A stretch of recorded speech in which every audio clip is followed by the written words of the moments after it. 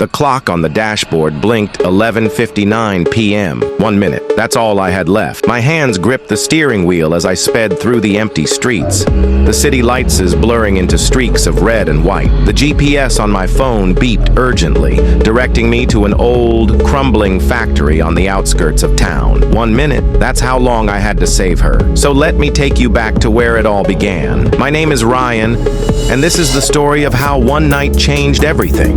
I was just a regular guy, a freelance journalist trying to make a name for myself. But my life took a sharp turn when I stumbled upon a story too big to ignore. A powerful tech mogul, Daniel Cross, wasn't just building the next big app.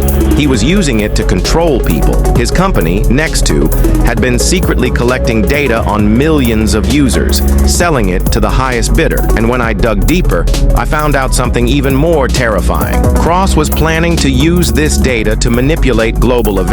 I couldn't let this slide. I started gathering evidence, but Cross caught wind of my investigation. That's when the threats started. Anonymous calls in the middle of the night, emails with no sender, and then they took her, my sister Mia. I was given an ultimatum: hand over all my evidence or Mia would pay the price. But I knew Cross wouldn't let either of us walk away alive, so I made a plan. I reached out to an old friend, a hacker named Jax, who helped me track Cross's operations. Together, we discovered that Cross was holding Mia in an abandoned factory, rigged to explode at midnight. That's how I ended up here, racing against time. The factory loomed ahead, its broken windows glowing faintly in the moonlight. I slammed the car into park and sprinted toward the building, my heart pounding in my chest. The door creaked open, and I stepped inside, the air thick with dust and the smell of rust. "Mia!" I shouted, my voice echoing through the empty halls. No response. I checked my phone. 30 seconds left. I ran through the corridors, my footsteps echoing like gunshots. Finally, I found her, tied to a chair in the middle of a room.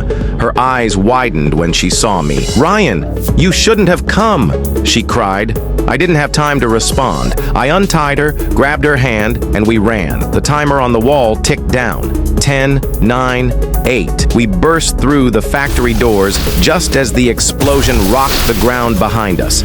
The force knocked us off our feet, and we tumbled to the ground, the heat of the blast searing our backs. When the dust settled, I looked at Mia. She was alive. We were alive. In the days that followed, the evidence I'd gathered against Cross went public. His empire crumbled, and he was arrested. But the victory felt hollow. I'd risked everything, and almost lost Mia in the process. As we sat on the roof of our apartment building that night, watching the city lights, Mia turned to me. "You know, you're kind of an idiot," she said, smiling. "But you're my idiot," I laughed. But deep down, I knew I'd do it all over again. Because sometimes the only way to win is to risk everything. But as the news of Cross's arrest faded from the headlines, I couldn't shake the feeling that this wasn't over. Someone out there still had a score to settle. And when my phone buzzed with an unknown number that night, I knew the game was far from finished.